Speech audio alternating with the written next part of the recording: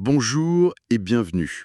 Aujourd'hui, on se plonge dans un document vraiment parlant. Il s'agit du kit de survie idéal pour un CIP. Un document qui nous vient de Formation by LRDCIP. Exactement.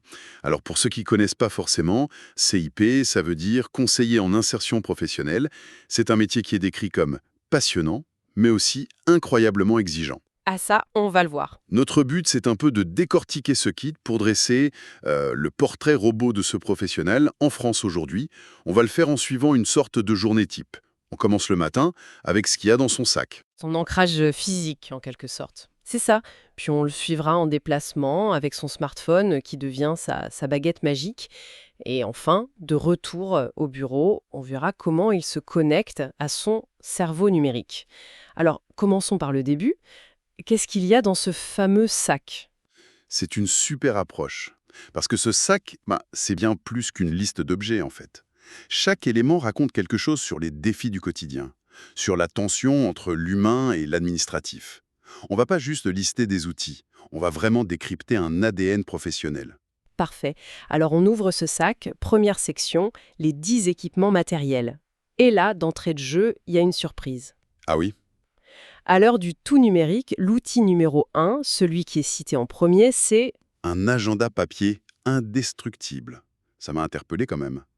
On aurait pu s'attendre à une tablette, non? C'est totalement contre-intuitif et c'est justement ça qui est révélateur. Il faut imaginer la scène, vous êtes en entretien.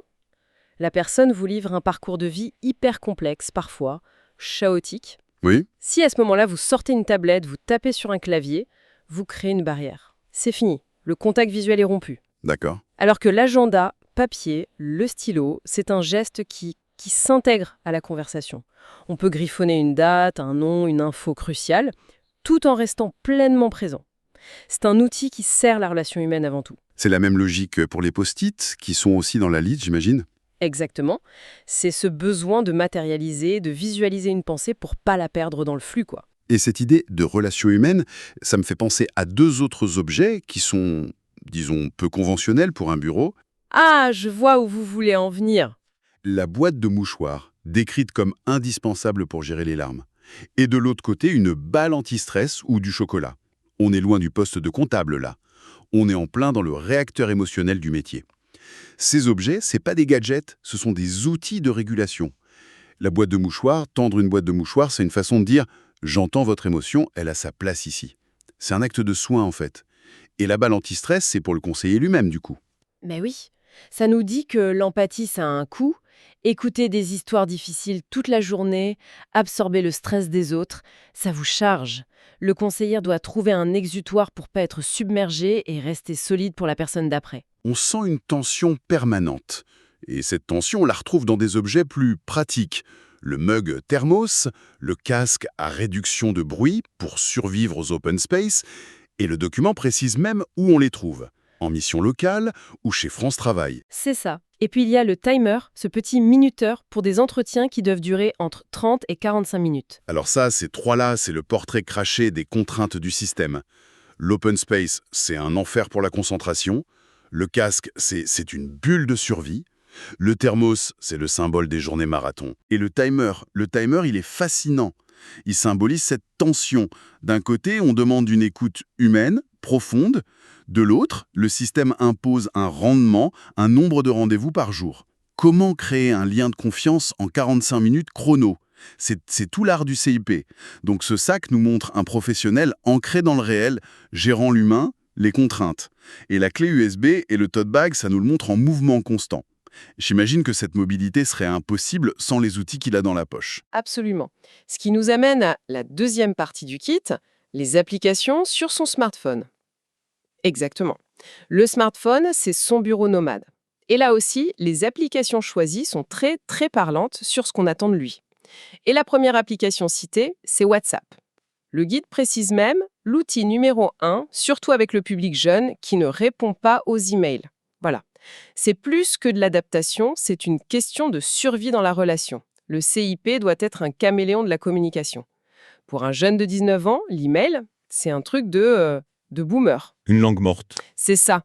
Ne pas être sur WhatsApp, c'est prendre le risque qu'un jeune décroche, qu'il rate une opportunité. Il faut aller là où le public se trouve. On ne peut plus attendre qu'il vienne à nous. Mais est-ce qu'il n'y a pas un risque là de brouiller la frontière entre vie pro et vie perso, de devoir être dispo 24/7? C'est une excellente question. Et c'est tout l'enjeu. Le document ne le dit pas, mais on imagine que ça oblige le CIP à poser des règles très claires, des horaires de réponse, un cadre. C'est un outil puissant, mais à double tranchant. Ça demande une grande maturité pour gérer ça. Je vois. Et cette polyvalence, elle se confirme avec d'autres applis. Alors attendez, je regarde la liste. CamScanner pour numériser, DeepL pour traduire, et même Canva. Canva, sérieusement. Ah oui, On demande au CIP d'avoir des compétences de graphiste maintenant. pas de graphiste, mais de facilitateur. Le CIP, c'est un solutionneur de problèmes. Un candidat a un diplôme, mais pas de scanner. Hop, avec CamScanner, en 30 secondes, c'est réglé. Un CV est bon sur le fond, mais visuellement, il est daté. Il passe pas le premier tri du recruteur. Exactement. Avec Canva, en 2-3 clics, on peut suggérer une mise en page qui change tout. Ces applis, ce sont des leviers pour faire sauter les obstacles, là, tout de suite. C'est très clair. Il y a aussi un détail qui m'a frappé, l'utilisation de Google Maps ou Waze. Et le guide précise que ce n'est pas que pour le conseiller, mais aussi pour visualiser un itinéraire pour un entretien avec la personne. Oui, c'est un exemple parfait. En quoi un bon accompagnement, ce n'est pas théorique, c'est ancré dans le réel. Dire l'entretien est à 9 heures là-bas, ça peut être une source d'angoisse énorme pour quelqu'un. D'accord. Alors que si on ouvre Google Maps ensemble, on regarde le trajet du bus, on voit le bâtiment avec Street View, on lève des freins psychologiques immenses. Ça dédramatise complètement l'événement. Trello ou Notion pour gérer des projets comme des job dating et Calendly pour la prise de rendez-vous. Ah, Calendly, waouh, ça parle à tout le monde. C'est un gain de temps phénoménal. On libère un temps de cerveau qui peut être réinvesti dans l'écoute. Et Trello, ça montre que le CIP n'est pas qu'un conseiller en face à face. C'est aussi un chef de projet. On a donc un conseiller ultra connecté, ultra organisé. Et pour finir sur les applis, il y a Pocket pour sauvegarder des articles. Ça semble un peu anecdotique, ça. C'est tout sauf anecdotique. C'est le symbole de la veille professionnelle obligatoire. Le droit du travail, les aides, les secteurs qui recrutent, tout change en permanence. Il doit se former en continu. Un CIP, qui ne le fait pas, devient très vite obsolète. Pocket, c'est l'outil qui lui permet de capturer une info pour la lire plus tard. C'est le signe d'un pro qui sait qu'il doit être en apprentissage perpétuel. Et cette soif de connaissance, ça nous amène directement à la dernière partie du kit. Le cerveau stratégique du CIP. Les 11 sites internet incontournables. Là, on passe au niveau supérieur. On y trouve les classiques, bien sûr, France Travail, Mon Compte Formation et servicepublic.fr que le guide décrit comme la seule source fiable à 100% pour les questions juridiques. Ces trois-là, c'est le triptyque de la légitimité. Une erreur sur les droits au chômage ou le financement d'une formation, ça peut avoir des conséquences désastreuses. Il n'a pas le droit à l'erreur. Service public, c'est sa Bible juridique. Mais le guide va plus loin. Il parle d'outils presque magiques. Je pense notamment à La Bonne Boîte. Ah, la bonne boîte. Un service qui permet de trouver les entreprises qui recrutent sur le marché caché grâce à un algorithme. C'est du bluff ou ça marche vraiment? C'est là que le CIP devient presque un enquêteur. Le marché caché, c'est toutes ces offres qui sont jamais publiées. La bonne boîte analyse des millions de données pour prédire quelles entreprises vont recruter. Et donc, le CIP devient proactif. Il peut dire à un candidat « oubliez les annonces ». Cette PME, là, l'algo dit qu'elle va chercher un profil comme le vôtre, préparez une candidature spontanée, vous aurez un temps d'avance. Ça change toute la stratégie. C'est puissant. Et dans la même veine, on trouve le code ROM, la Bible pour les CV, et Cléran. Alors concrètement, le code ROM, comment ça marche? Si on a un boulanger, par exemple. Absolument, c'est tout l'intérêt. Le code ROM, ça va lister bien plus que faire du pain. Ça va lister respecter des normes d'hygiène, gérer des stocks, suivre un processus précis, des compétences en fait, exactement. Et avec un outil comme Cléor, qui explore les compétences transférables, le CIP peut montrer au boulanger que sa compétence suivre un processus précis est la même que celle demandée pour être technicien de laboratoire. Et d'un coup, on ouvre des horizons auxquels la personne n'aurait jamais pensé. On parle plus de métier, on parle de portefeuille de compétences. On voit bien le CIP devenir stratège, qui s'appuie aussi sur l'INSEE pour comprendre son territoire. Le kit termine avec Pix.fr pour le numérique et l'Emploi Store et ses Serious Games. Le but, c'est de rendre la personne actrice de son parcours. C'est le but ultime. L'accompagnement réussi, c'est quand la personne n'a plus besoin du conseiller. Pix.fr permet de faire son autodiagnostic. C'est plus valorisant que de se faire dire « vous êtes nul en informatique ». C'est sûr. Et les simulateurs d'entretien, ça permet de s'entraîner, de dédramatiser. Le CIP, c'est plus celui qui donne les réponses, c'est celui qui donne les clés pour que la personne trouve ses propres réponses. C'est un changement de posture énorme. Si on fait le bilan de cette analyse, on a vu 3 grandes facettes. D'abord, l'accompagnateur profondément humain, avec sa boîte de mouchoirs et son agenda papier. Ensuite, on a vu le facilitateur agile, le nomade, qui, avec son smartphone, résout des problèmes concrets en temps réel.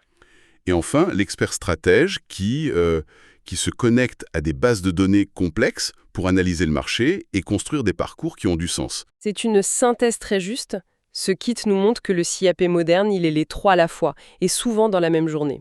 Ce qui est le plus frappant, en fait, c'est pas le nombre d'outils qu'il maîtrise, c'est sa capacité à savoir quand il faut fermer l'ordinateur. C'est-à-dire, La vraie compétence, la plus complexe, c'est de discerner à quel moment un problème se résout avec l'algorithme de la bonne boîte et à quel moment il se résout avec une boîte de mouchoirs et une écoute silencieuse. C'est ça la véritable intelligence de situation de ce métier. l'intelligence de situation. C'est une magnifique conclusion. Merci beaucoup d'avoir décortiqué ce kit avec nous. Avec plaisir. Et si on peut laisser une dernière pensée en suspens. Allez-y. Ce kit, c'est une photo du métier aujourd'hui. Un équilibre entre le low-tech et le high-tech. La question pour l'avenir, c'est la suivante. Alors que l'intelligence artificielle va devenir de plus en plus performante pour tout ça, est-ce que les outils les plus humains de ce kit, l'agenda papier, la balle anti-stress, la poignée de main, ne deviendront pas paradoxalement les éléments les plus essentiels, les plus différenciants de la valeur ajoutée d'un conseiller en insertion professionnelle? C'est une question à méditer.